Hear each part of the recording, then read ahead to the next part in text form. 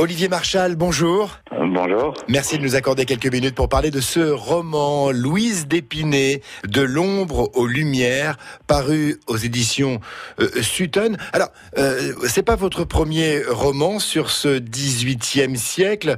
Je crois que dans le passé, vous aviez déjà consacré 2 romans à Jean-Jacques Rousseau. Tout à fait. Alors, c'est vraiment une passion dans laquelle je suis tombé il y a plus d'une dizaine d'années maintenant. 2 romans effectivement sur Jean-Jacques Rousseau, et c'est à cette occasion que j'ai découvert Louise d'Épinay véritablement, puisque à partir de 1756 elle héberge Jean-Jacques Rousseau chez elle.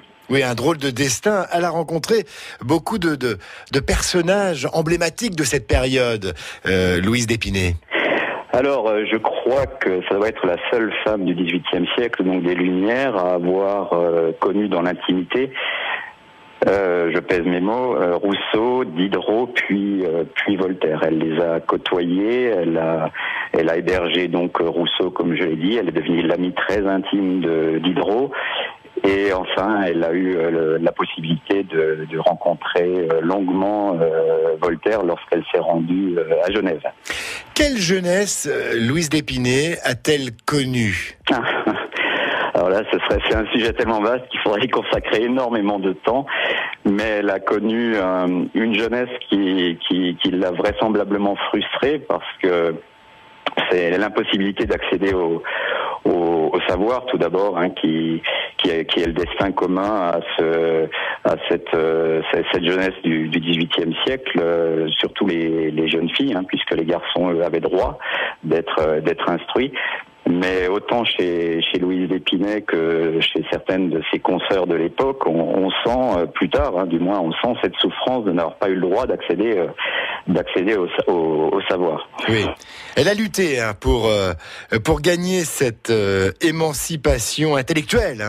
C'est vrai qu'elle s'est battue. Tout à fait. Alors là, c'est un épisode qui arrive plus tard, à force de côtoyer des grands hommes tels que ceux que j'ai cités tout à l'heure. Forcément, elle s'est rendue compte qu'elle n'avait pas forcément grand-chose à leur envier. Et donc sur la fin de sa vie, elle se décide enfin à se lancer dans l'écriture d'essais pédagogiques, notamment, mais là où elle est particulièrement émouvante, touchante, et c'est cela qui m'a notamment intéressé chez elle, c'est dans ses tergiversations, ses hésitations à véritablement se lancer. Est-ce que je vais être ridiculisé, puisque la femme finalement n'a pas à accéder, à entrer sur ce territoire littéraire réservé aux hommes. Elle s'est donné les moyens, elle a voulu satisfaire ses ambitions, elle a été jusqu'au bout en fait. Véritablement à la fin de sa vie, puisque c'est en 1782 de mémoire que paraît son principal ouvrage pédagogique qui s'intitule Les Conversations d'Émilie. Mais elle aura, comme je le disais tout à l'heure, elle aura longuement tergiversé, surtout par crainte de l'image qu'elle allait renvoyer au monde et à ses proches. Toujours la peur du ridicule, c'est-à-dire que la femme, véritablement, n'a pas le droit de s'aventurer sur cette terre-là réservée aux hommes. Si encore elle écrit des contes, des petits vers, ça passe, mais des ouvrages de réflexion, non. Ouais. C'est pas pour les femmes. Il nous reste à vous remercier pour ces quelques minutes passées en notre compagnie. Louise d'Épinay, un beau roman, De l'ombre aux lumières, paru aux éditions Sutton. Merci Olivier Marchal. C'est moi qui vous remercie. Et ce roman fort intéressant, je vous le propose. Si vous nous appelez tout simplement au 02 54 27 36 36, Louise d'Épinay.